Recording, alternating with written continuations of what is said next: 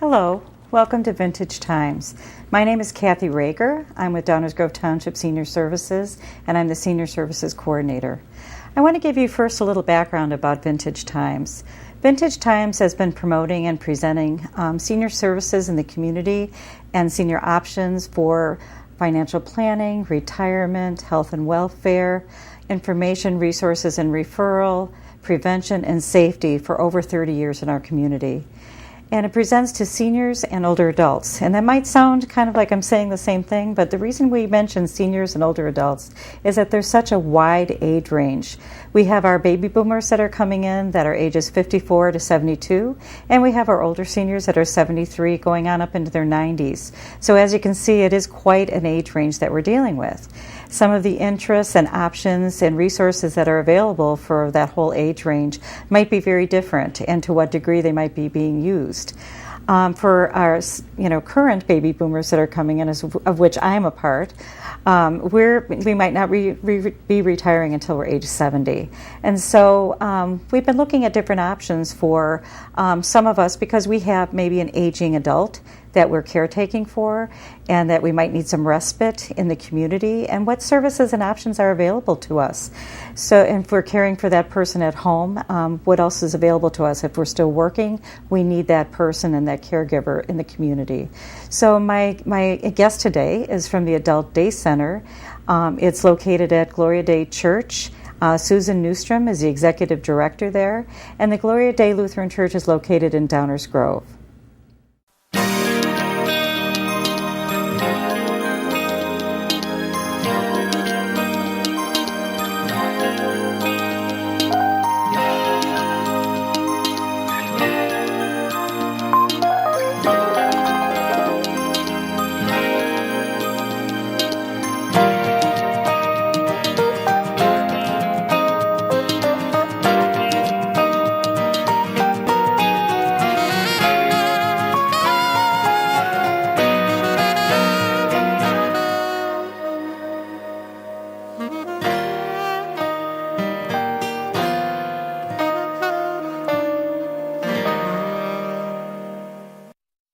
Welcome to our program today. Thank you so much for coming and being our guest.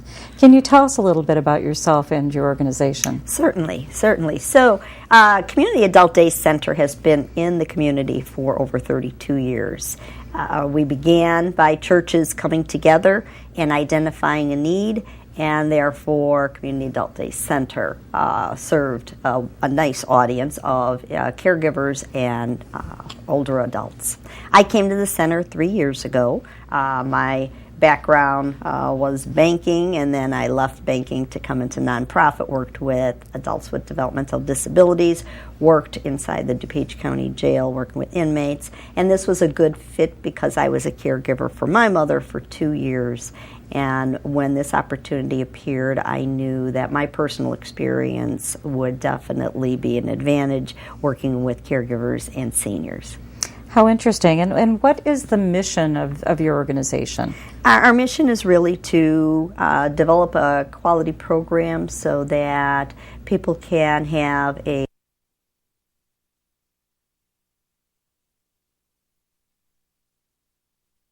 caregivers and the older adults. Okay. Well, what would you say is a typical client? And do you refer to the residents that come to you as a client, or? We call them members. Okay. It is a center, therefore it's welcoming individuals to come for a day full of activities, lunch, snacks, and really socialization. So our ideal, there really isn't an ideal member. We welcome almost everyone. There's few exceptions with who would benefit from our programs, but it is about that socialization piece, which is critical, definitely, not only for people with dementia, but any senior who is alone during the day and wants to come and join in on the activities, then they are welcome at our center, definitely. Oh, that's great. And what would you say is the typical age range for people that are attending your center? Well, our ages range from 50 all the way till about 99. We're seeing younger individuals coming into our center, and that need is getting greater. So when we first started, we were accepting at about age 65. Now, we have quite a few individuals in their 50s coming to us.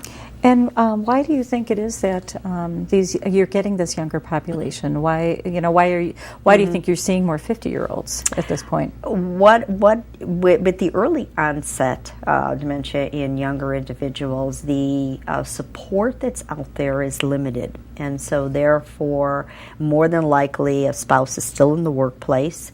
And our center is really respite for that caregiver, allowing them to stay in the workplace for a long time. Yes. And so, what are your hours there? When are you open? Yes, we're open from 7:30 in the morning to 5:45 p.m. Monday through Friday. So it really makes it convenient for someone in the workplace. It also makes it convenient for individuals that need to run errands, do volunteer work, just to have some me time. And that's important for a caregiver because caregiving is a 24/7 job. Very stressful at times, and without spending some time taking care of yourself, it's very difficult to be the best caregiver you can be.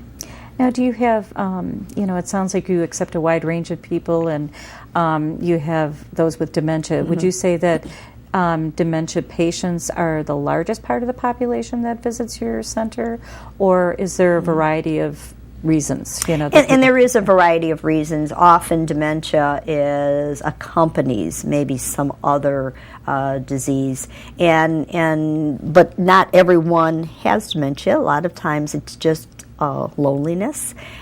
We have some individuals who were very depressed and came to our center, and so there's a variety of reasons. The most important is that someone is leaving kind of that isolation and coming to us to be amongst others. Wow. Do you have any restrictions for who you can accept Certainly. Into your program? Mm-hmm. Mm-hmm. Certainly, the restrictions really because we have to be careful of someone who is a flight risk. Those individuals who want to leave, we are not a locked facility, of course. Excuse me, and what they will, if someone wants to exit all the time, it would be difficult for us to chase them down the road. The other is if it to staff assistance in toileting or other needs, that would not be a good fit. But we work with most families before we determine if this is a good fit or not. We allow a 2-week trial. Let's test it out. Let's see how we can work through this. And I have worked with families in a number of different ways to say, well, maybe we can start with a limited time and gradually work our way up. And that seemed to work very well because the most important thing is that the caregivers are getting that respite that they need. So it sounds like you try to ease them into the program. Oh my goodness, yes. Is that the best way of going about it? Exactly, because you have to figure if someone has been separated from social atmosphere, and then they try to come into a group, you're introducing them into a strange place, strange people. So it's a gradual. I suggest coming maybe one day a week. Families kind of stay with the individual, and and it's a gradual thing. What we find by doing that is that that individual who's coming to the center who may say, I don't want to be here, in a short time, they're asking for more days. They're asking to come again. Oh, how interesting. Yes. We had one individual who just did not want to be there, took a long time for this individual to come into our center. And then at our Christmas breakfast, she stood up and I gave her the microphone, and she said, I didn't want to be here, and now I want to be here every day because I've made so many friends. And it just touch my heart. Wow, so that's amazing. Yes. So you really provide not only a safe place for adults to be, but also a safe atmosphere for them Yes. to be in. Exactly. Wow. So who normally brings members to the program? Does anyone ever come in on their own, or who would normally bring them to the center? We usually do not have someone coming in on their own because they're probably no longer driving. But it's either their children, their spouse, or a home care giver will drive, or we do work with a transportation company. That brings a number of individuals. So they come in all different ways. What's nice is, a lot of times people don't want to get up early, and so we don't make them come at certain times. It's whenever it is convenient for you, as long as you make lunch at 11:30, because we do serve a really good lunch, and it's okay if you want to sleep in just a little. So if I were to bring my mother into the program, and I still work as well, and I have an aging parent, and they're having a little some problems and cannot be left alone. Sure. What would I expect a typical day to be in your center? Like, I'm going to drop them off at 7:30 Yes. and pick them up at the end of the day. So what might a typical day be like? A typical day is if someone is being dropped off, and we do have quite a few that get dropped off at 7:30 because their caregiver is in the workforce. So we have coffee and conversation. We serve sweet rolls, coffee. We sit and talk. We have a nice puzzle on the table, magazines. It's a very comforting time. About 10 o'clock, we move into exercise. We'll do a lot of different exercise routines. Always chair exercise because we want everyone to participate. We'll move into another program. We might do bingo. We might do a crossword puzzle. We might have dance. We might have all kinds of things. 11:30, we have lunch, and from 11:30 to 12:30. And then we have kind of me time, we call it, afterwards. Me time where you can relax a little bit. You can have conversation. Everyone loves the puzzles, so we move into the puzzles. We were watching the Winter Olympics lately. Oh. People love that, definitely. And 2 o'clock again, some more exercise, get people moving after sitting a little bit. And then we move into, we have singing, we have music, we have all kinds of activities. And around 4 o'clock, we come back into our nice soft chairs and relax a little bit, have a snack, and kind of wind down for the day. Wow, it sounds like a pretty interesting day. Exactly. So it sounds like you're trying to really keep them very socially engaged and, Yes. and just enough physically active Exactly. to keep them going. So they're not, the time for rest, but time for activity Yes. as well. Yes. Are most of the members, are they real compliant with these procedures? Are there different behaviors that you have to deal with sometimes? Or is it, I'm sure it's a day-to-day thing. Exactly. We have a variety of behaviors that we deal with.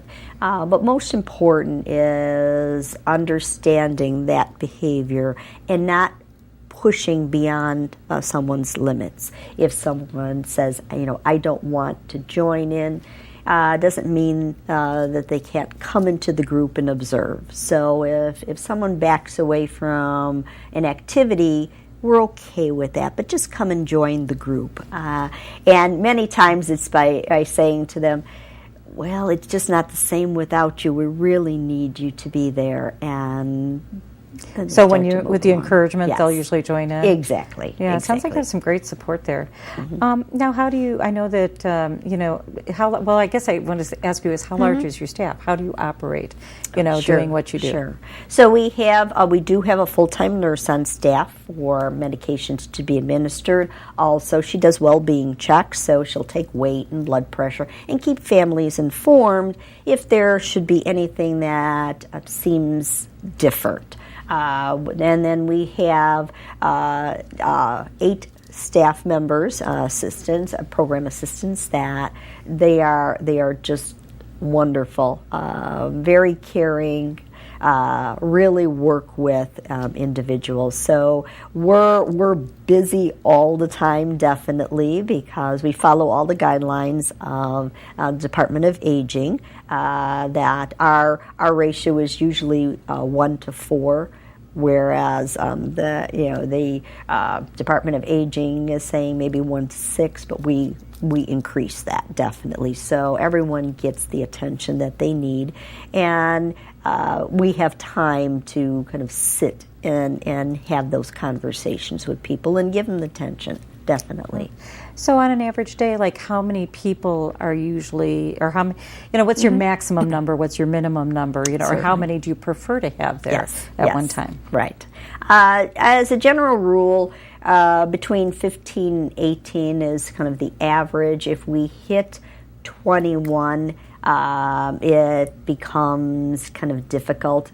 One, it's very busy, and people with dementia don't need outside distractions, and the noise level gets a little high. So we try to keep it at 20. 21 would be the max. If someone is coming into the center and they need a particular day, we'll put them on a waiting list.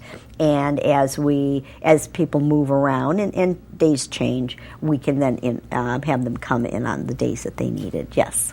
Wow. So it sounds like you really have a lot of options available for them. Oh, certainly. Now, yes. Do you allow for volunteers to come into the program too? Oh, yes. We have wonderful volunteers, and in the fall, we worked with, and we work with for many years now, Midwestern University. Their occupational therapy students come in and they work with, they develop programs for us, and it is wonderful. But we have quite a few volunteers that come in just for an hour, sometimes 2 hours, and that just makes it wonderful to have that additional help.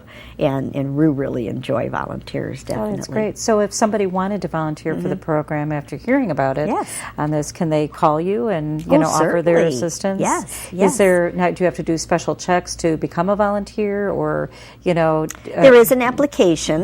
We have the application online, so the application can get pulled, and then I have an interview with the volunteer to see kind of what skills they want to share, what talents they want to share, and certainly the times that they can volunteer. And so we're open all the time for volunteers, even to come for a short time.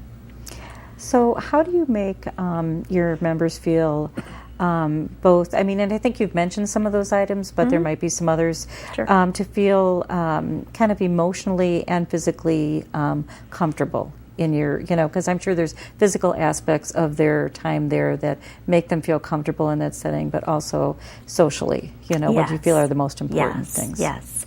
How we approach what we do is that every person, regardless of where they're at in their stage of their journey, I should say, their aging journey, is total respect for the individual and really looking at what are their needs and how can we fulfill them. For many, it is that fear that I'm going to be left here. My loved one's not coming back. And so sometimes it's just kind of that, put the arm around the shoulders, a hug. Yes, they're coming back. And often we'll make a phone call just to keep them safe and comfortable to say, yes, your loved one's coming back. And that is, we also serve a lot of cookies. That helps.